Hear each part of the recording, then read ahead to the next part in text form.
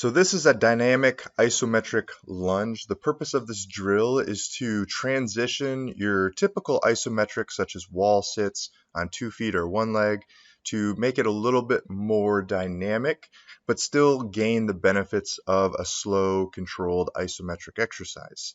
This drill is designed to sort of mimic what occurs in a 1-foot jump scenario, where we plant at the heel with the knee fairly straight, and then the shin transitions over the foot before jumping off of one leg.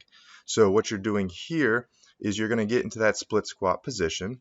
You're going to try to maintain as tall of a torso as possible, and then you're going to shift all of your weight forward, allowing that shin and knee to travel forward as far as you feel comfortable.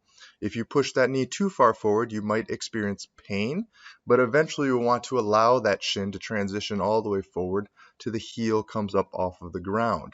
This is what's going to occur when you jump off of 1 foot, so your knee and tendons need to be prepared for it.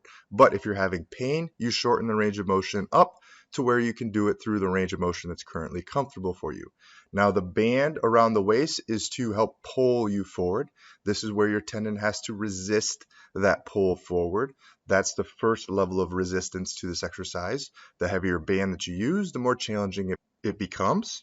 And then we're adding weight holding into the dumbbells to provide force down into the ground, which provides a little bit more load again to the tendons. So use a weight that you can comfortably use, but we want to gradually, progressively load both of these resistances up. You're performing this for desired number of reps, each time pausing for about 3 to 5 seconds as far forward as you can take that shin and knee forward, keeping a vertical torso.